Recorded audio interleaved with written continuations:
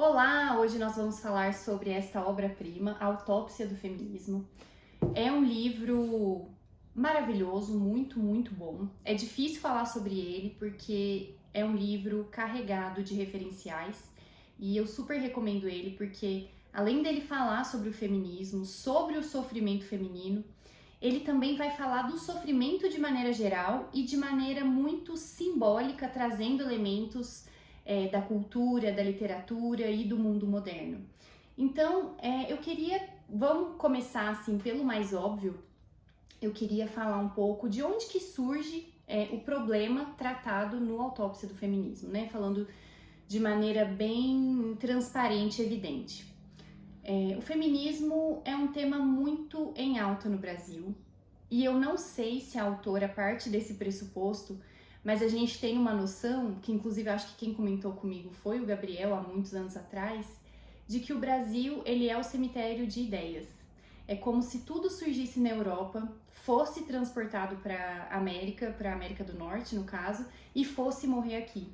Então parece que o feminismo, segundo a visão da autora, não sei se ela puxa desse referencial também, é como se o feminismo fosse uma coisa assim, que fora aqui do Brasil é uma coisa extremamente retrógrada. Ele não faz mais tanto sentido no mundo moderno. Por quê?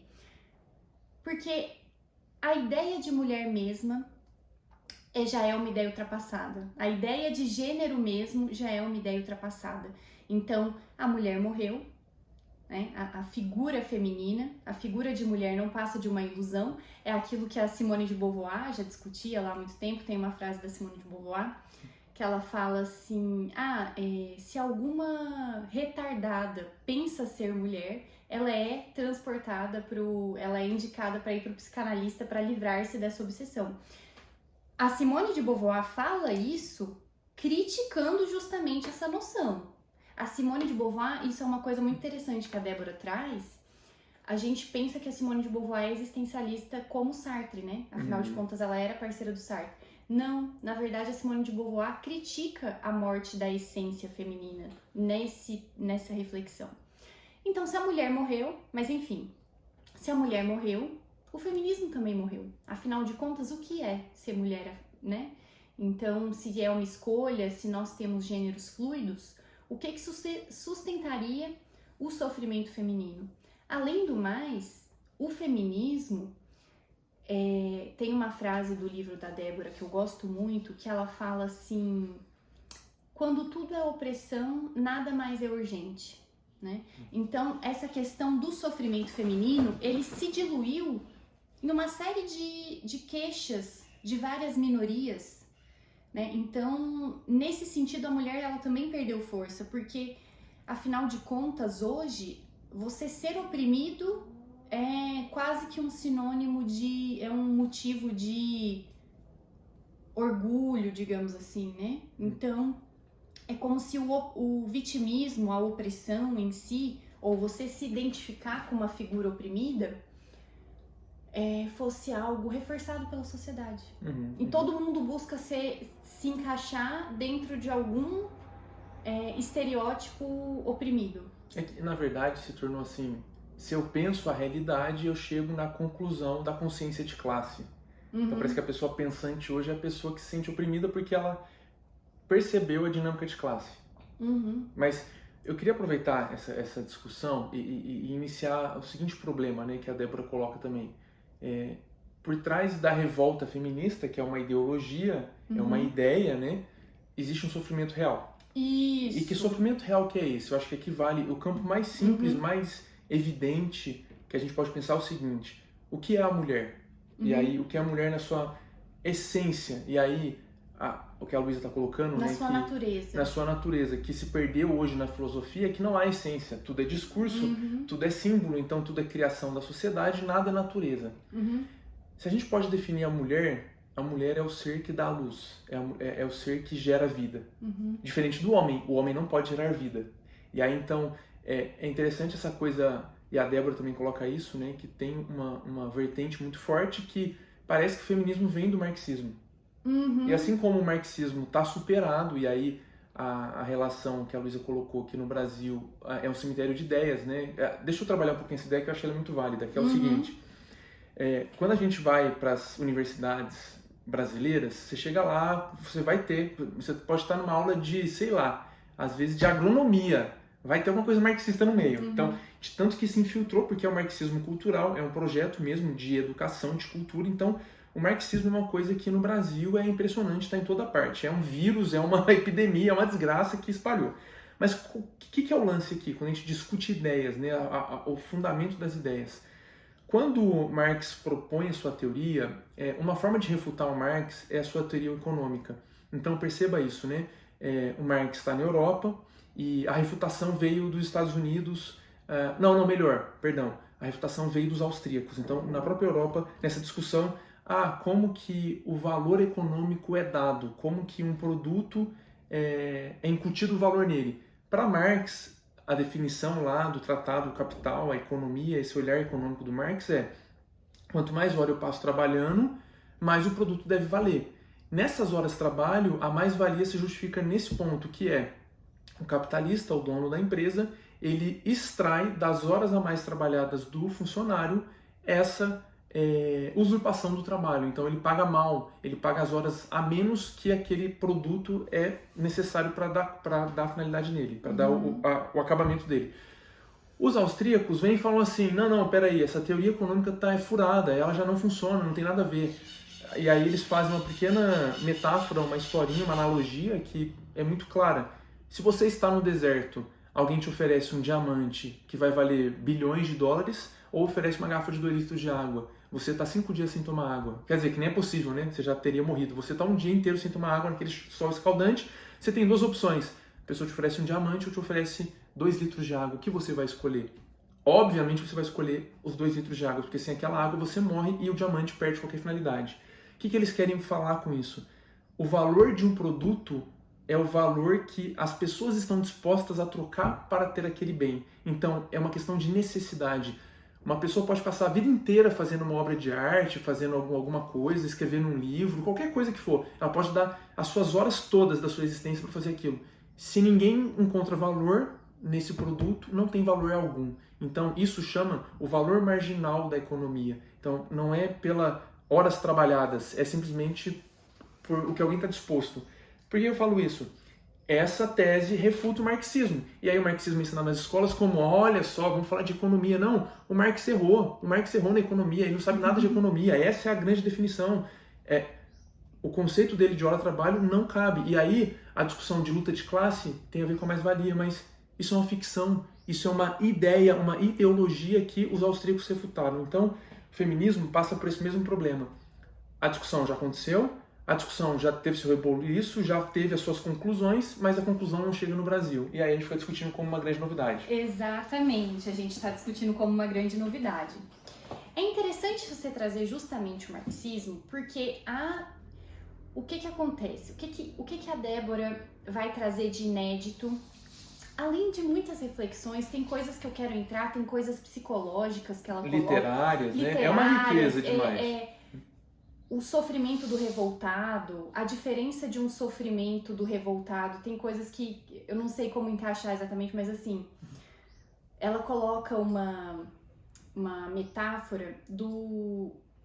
Porque assim, a primeira criatura revoltada por excelência é Lúcifer, que se revolta contra Deus. Então você tem o Lúcifer do Dante e depois você vai ter o Lúcifer do John Milton. O Lúcifer do Dante, ele é o ressentido por excelência, ele é um invejoso, ele fica remoendo tudo aquilo que ele odeia, tudo aquele sentimento. O Lúcifer do John Milton, ele já é um Lúcifer que se movimenta, que tem mais característica do revoltado em si, né, digamos. O revolucionário, né? O revolucionário. Vamos buscar a justiça com as próprias mãos. Exato. Então, ela faz essa analogia e diferenciando também a diferença da revolta legítima e da revolta ilegítima, né? Porque muito do... É interessante você tocar justamente no marxismo, porque de alguma maneira a Débora ela quer superar até essa discussão que existe dentro do conservadorismo brasileiro, que se alinharia dentro do campo feminino. A gente pode dizer que dentro do campo masculino talvez seria essa visão liberal, dentro do campo feminino seria o antifeminismo, como assim, isso aí, o revoltado, na verdade, ele é um invejoso. O revoltado é simplesmente um invejoso. E a Débora, ela vai trazer essa figura da revolta como muitas vezes ocasionada por um sofrimento, sim, injusto, e um sofrimento em que, em algumas medidas, essa revolta ela é necessária para a pessoa ir de encontro com a justiça e de encontro com a sua própria redenção. E aí vamos colocar aqui, então, um contexto brasileiro que eu acho que é interessante, assim, o sofrimento da mulher é real. E aonde está isso? Então, pensa bem, né? Algumas gerações atrás, então, década de 60, década de 70, nossas avós, né? Quando a mulher ainda não tinha o campo do trabalho aberto, então isso foi uma grande conquista das mulheres, não do feminismo, das mulheres. As mulheres buscaram estar no trabalho. Quando as mulheres não tinham a opção do trabalho como é hoje, elas ficavam presas num casamento desgraçado. E aqui é um sofrimento real. Estou sofrendo, é injusto, dei minha vida por esse casamento e esse marido é uma desgraça, ele me trai, ele me bate, ele é alcoólatra. Quantas mulheres brasileiras, quantas avós têm essa história para contar? Então perceba, isso é um sofrimento real. Qual que é o problema disso? Isso gera toda uma teorização em volta que quando hoje as famílias vão tentar se encaixar entre homem e mulher, entrou uma luta de classe na própria família. Então isso é uma desgraça. Hoje a mulher contemporânea, ela pode trabalhar, mas ela está com tanta dificuldade agora para pensar a maternidade. Por quê? O homem virou seu grande rival. Então, desse sofrimento real, depois disso vem a revolta, vem a teorização toda em volta disso, e aí hoje o casamento é uma impossibilidade. Porque a luta marxista de classe, não bastasse estar na economia, está dentro da família agora. Então o homem é sempre o opressor, é sempre o que vai oprimir essa mulher. Então a mulher caiu no engodo. Eu consigo me financiar hoje materialmente, porque a mulher se qualificou, está no mercado de trabalho, mas como vai ser essa maternidade? Se o homem é seu inimigo, é o quê? É maternidade solo? E aí, quantas mulheres hoje não estão vivendo essa maternidade solo? Porque, de novo, né? Qual que é a natureza da mulher por excelência? A maternidade, ela grita dentro da mulher. Mas se o homem, que deveria ser a contraparte, que protege essa prole, não posso contar com ele porque ele é um traidor, ele é um sacana, ele é o que me oprime, as mulheres de hoje estão vivendo um grande problema. Então, que tem um vínculo com o sofrimento lá atrás, mas que se transformou numa ideia, numa ideologia e bagunçou. É basicamente assim, o feminismo, ele surge a partir de um sofrimento que é verdadeiro, que é essa situação da maternidade. A maternidade, ela gera uma vulnerabilidade na mulher. Perfeito. Né? E só que ao mesmo tempo, eles não gerou uma resposta que de fato resolvesse a situação feminina. Além do que, o desfecho do feminismo é um pouco diferente, talvez, do desfecho do marxismo. O desfecho do marxismo, a gente pode dizer que ele foi refutado e pronto, acabou. O desfecho do feminismo é uma coisa interessante, é que o feminismo, ele tem uma revolta contra o sofrimento feminino, ele não consegue dar uma solução para ele, e então, a única solução nesse caso é matar a própria mulher. E quando você mata a própria mulher, e aquilo que diferencia a mulher do homem, é como se ao mesmo tempo ele se concretizasse.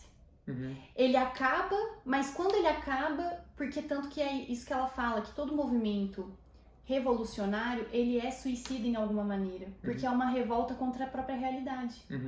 Então, assim, é interessante que o feminismo, ele acaba com a teoria de gênero, ele dá fim a partir do momento que você começa com a teoria do gênero, tanto que hoje, isso é muito real, né? É engraçado, ela dá um contorno filosófico a partir de várias discussões, mas, exemplo, existe um caso concreto de que existe um sofrimento propriamente feminino, que é da maternidade, a do vulnerabilidade, útero, que começa próprio com a menstruação, que já é um sofrimento. Esses dias a escritora do Harry Potter, ela achou teve uma feminista radical, materialista, foi processada pela Erika Hilton. Porque é como se a teoria do gênero, ela deslegitima a mulher, porque você vai falar pessoas que menstruam. Você não vai falar mulher, você tem que... E é um absurdo, não tem pessoas que menstruam, a mulher menstrua em ponto final. É. Não tem pessoas. Enfim, e aí... me perdi. Eu me perdi. E tudo isso a gente tá falando só dentro do campo material, da vida material. Porque outro aspecto que a Débora vai trazer então tá. O antifeminismo, ele vai negar tudo do feminismo, inclusive o sofrimento, colocando a mulher assim, não, gente, a mulher é o sexo privilegiado. Os homens é que foram pra guerra, os homens, como se o sofrimento espiritual, psíquico, fosse uma banalidade, né? Então, assim, colocar o parâmetro de sofrimento ou não dentro do campo material, que também é um erro.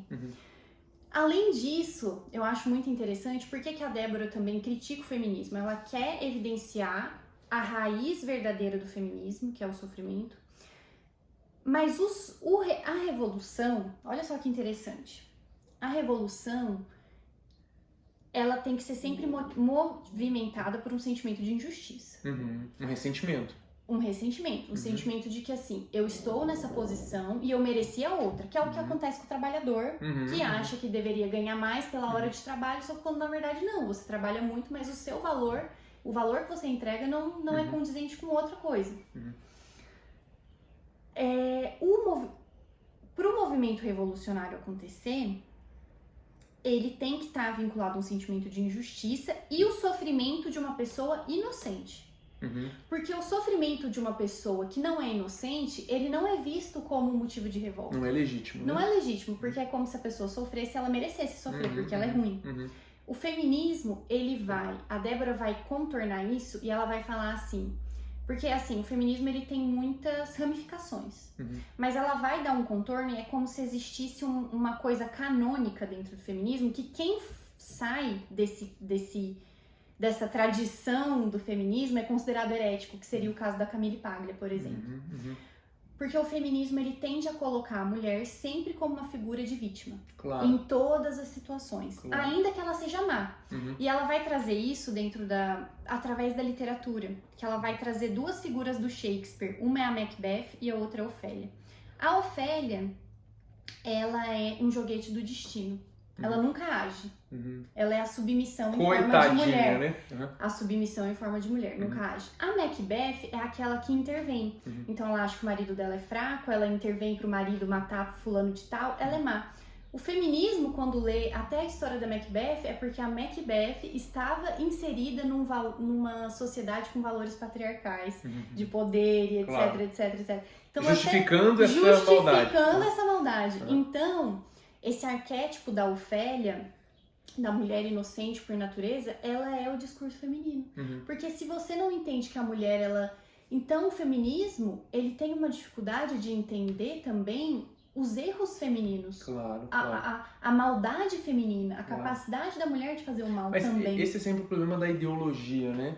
Eu acho interessante o termo de ideologia, que tem a ver com a ideia. É quando você tenta sobressair com a ideia antes da realidade. Então, não importa os dados da realidade, nós temos uma ideia, essa ideia é fixada, e dentro dessa fixação a gente vai distorcer tudo aquilo que não corresponde com isso. Que seria essa questão feminista, né? Mesmo a mulher malvada, ela tem que ser defendida. E aí entra nessa história, porque é uma ideia, uma ideologia. Então, o que é a realidade, né? As pessoas podem ser boas e más, e o que a Luísa comentou, né, da revolução ser justificada quando há uma injustiça, é muito interessante esse pensamento. Exato.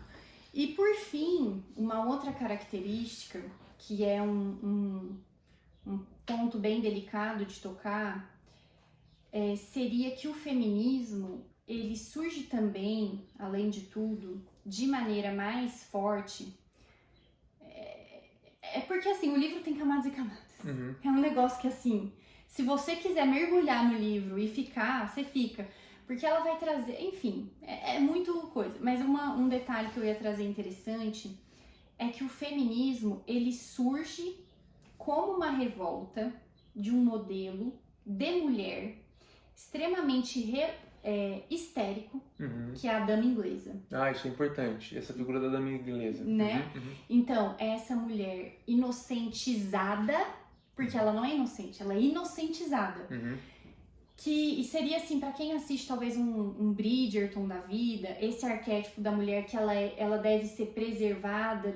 Ela é muito pura, né? Ela o tempo é muito todo. puro, o puritanismo e etc. O feminismo, ele surge também dentro desse contexto, dessa revolta contra um modelo feminino que não é a representação da mulher verdadeira. Então, o feminismo, ele é uma negação de uma mulher que não é a verdadeira, enquanto o antifeminismo é a negação da negação. Ele é tipo assim, não, isso que você está falando, feminismo, não tem nada a ver. Aquela mulher ali é a ideal. E isso tem muito a ver também com uma questão religiosa. Então, assim, a Débora trabalha, ela não fica só no campo do material, ela vai para o campo filosófico, mental, psíquico e também espiritual. É a retirada da Mater Dolorosa do altar. Né?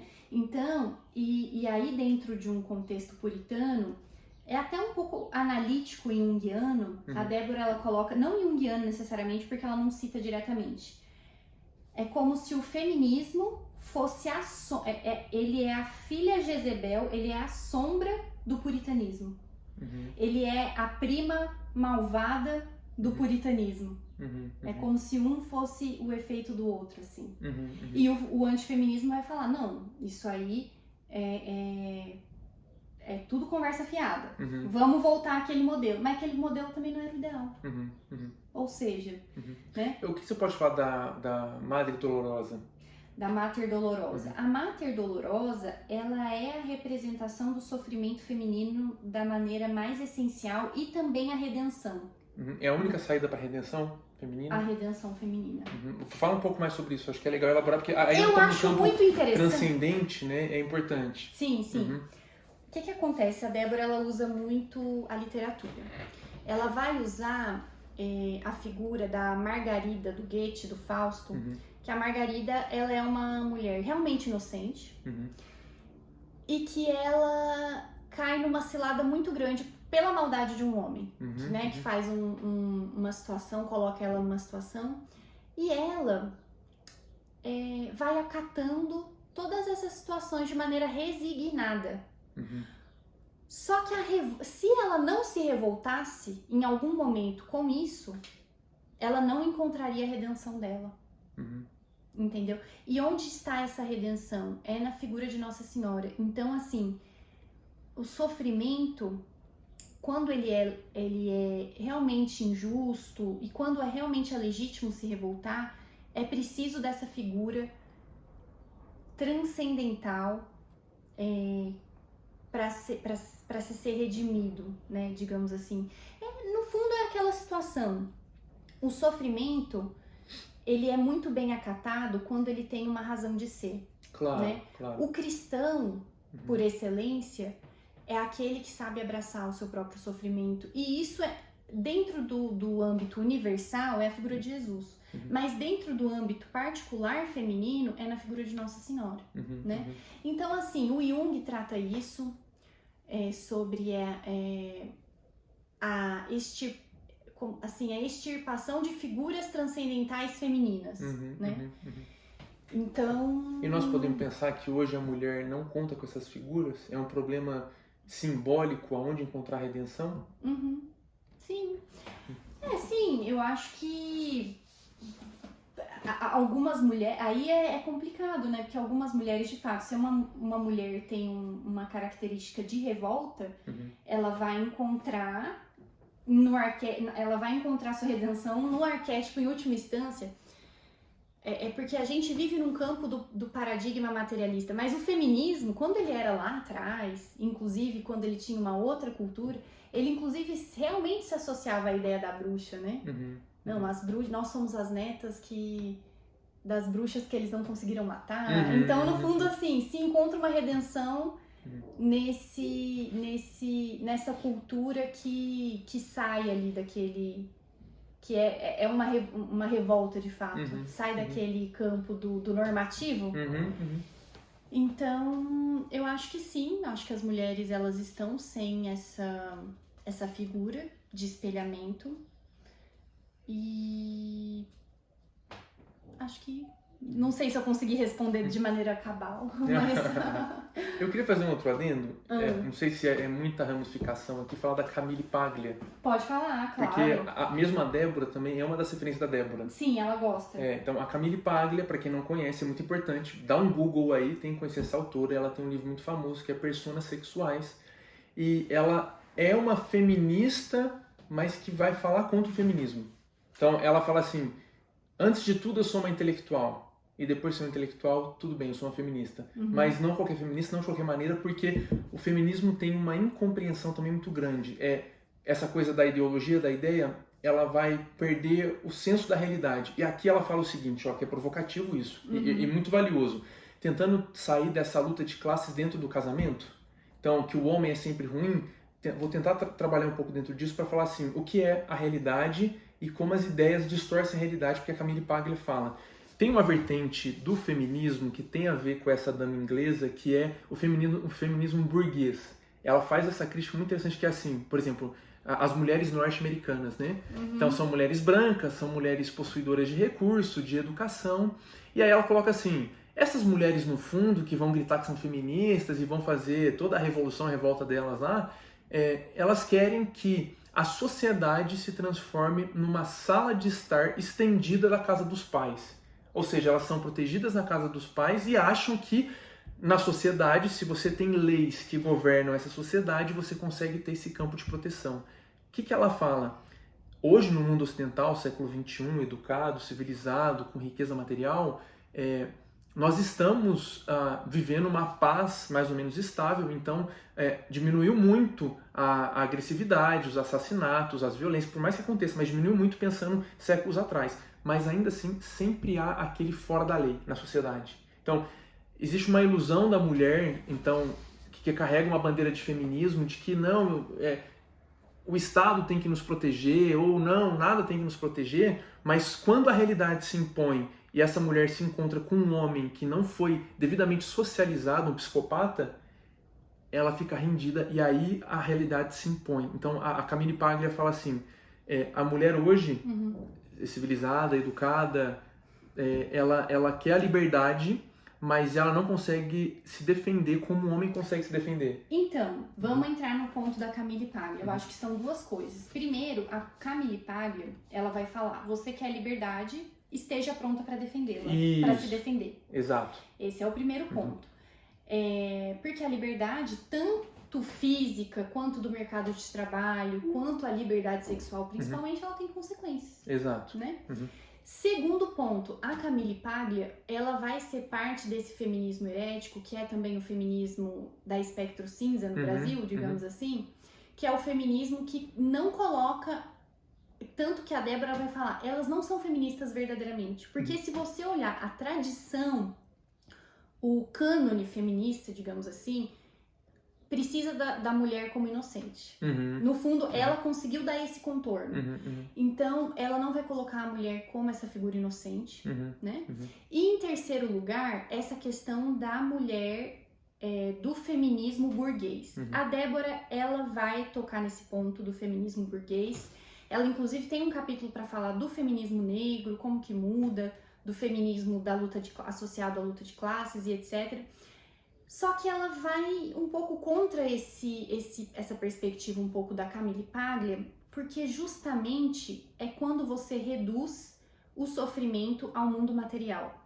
A antifeminista, ela reduz o sofrimento ao mundo material. E nesse sentido não é legítimo uma mulher se revoltar. A Débora, ela vai usar duas perspectivas. Primeiro, o sofrimento, ele não precisa ser em primeira pessoa. Eu posso ser uma pessoa, como acontece com o marxismo, você vê tantas pessoas que são, digamos assim, de uma classe burguesa e são marxistas. É um absurdo, é uma loucura, mas acontece, né? Mas a o que tá acontecendo aqui? A Débora, ela vai falar, olha, se você é uma pessoa privilegiada em algum grau, você pode ter empatia pelo sofrimento. Você, inclusive, pode se sentir culpado por ser privilegiado enquanto tantas pessoas sofrem. Então, para você fazer essa adesão a um coletivo, não precisa ser um sofrimento em primeira pessoa. Esse é o primeiro ponto. Segundo ponto, a mulher americana protestante, sem uma figura transcendental, onde ela é o anjo do lar, ela tem sofrimento, não material. Ela tem um cárcere, a Débora vai falar isso, é um cárcere, é como se assim, o mundo por si só, ele já carrega um sofrimento, né? Essa coisa, nós estamos presos em um mundo que não nos completa perfeitamente. Então essa mulher, ela vai ser esse anjo do lar, e mesmo assim, ela vai ter tudo, de repente, todos os recursos materiais, ela vai ter inclusive conforto, ela vai do quarto para a sala de estar, mas ela sofre.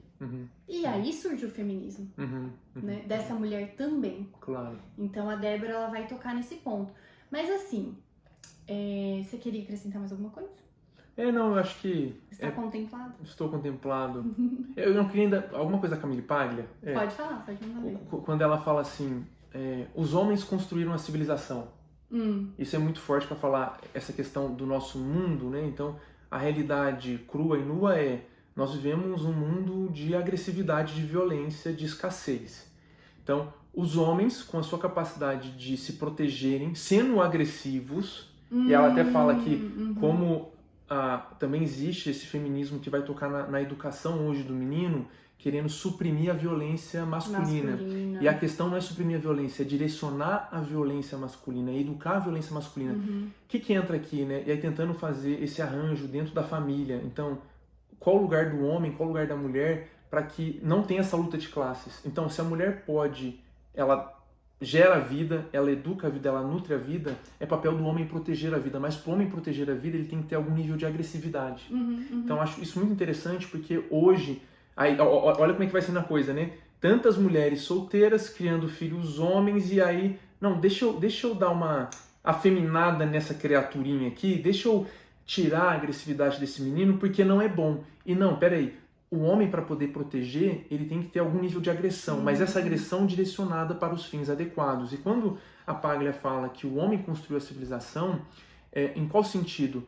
Hoje a mulher desfruta de todas essas tecnologias, conhecimento, esse ir e vir, essa segurança na sociedade, porque o homem antes teve que estabelecer tudo isso, tentando travar esses pontos de violência, se sacrificar para que isso acontecesse.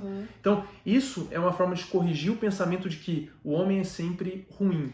A masculinidade é o mal. Exato. A feminilidade é a bondade. Exato. Bom seria se o mundo fosse de mulheres. Feminino. Exato. E isso é muito ruim, realmente. É um certo pacifismo, né? Digamos assim. Ilusório e ingênuo. Ilusório, né? Porque realmente a bondade, a paz, essas coisas, elas têm que ser defendidas com um espírito nobre. Forte, nobre e forte, né? Precisa... É aquilo, se você quer paz, esteja pronto para a guerra. E Isso é uma máxima da geopolítica. Exato. Não existe paz sem estar pronto para a guerra. E o feminismo, ele é desse ponto de vista, né? Pra que, homens? Vamos todos ser... Vamos todo mundo se abraçar na escola. Vamos todo mundo falar dos seus sentimentos. Vamos apaziguar a violência. Que se a gente criar essa sociedade perfeita do amor, tá tudo certo. E é uma desgraça. Aí você vai gerar, a partir dessa noção que a mulher é a boazinha, o homem é o malvadão, você vai gerar um outro tipo de revolta masculina, Red Pill. O Red Pill? Sim. Então, assim, ele é Não, aí são dois extremos, né? Também o esquerdomacho. O Red Pill de um lado, o esquerdomacho de outro. O submisso à mulher, corrompidaço, e o outro é a mulher que não presta, ela quer me submeter, ela tá tirando minha força. Que é o feminismo e o antifeminismo, digamos assim, né? O esquerdomacho e o Red Pill, assim. São dois extremos de uma moeda que não se aproximam da verdadeira essência feminina e masculina. Eu achei muito interessante essa abordagem. A Débora, ela partiu desse livro de um ponto de incômodo muito grande do discurso antifeminista no Brasil. Afinal de contas, nós temos também muitas mulheres cristãs que vão para o extremo antifeminista, e isso vai ser ruim, porque é uma ingenuidade, anula o sofrimento real da mulher, né? Anula a questão feminina brasileira, né? De violência mesmo, de na verdade, assim, enfim, o contexto brasileiro, ele tem suas peculiaridades. Só que ela vai muito além. Ela vai muito além. ela vai trazer uma noção psicológica, filosófica, histórica, política, e é um livro que serve, assim, ele vai agregar a todos. Maravilha. Então é isso. Tá bom? Então, bom, espero que vocês tenham gostado dessa breve discussão. Nos siga para mais e deixe um joinha no vídeo.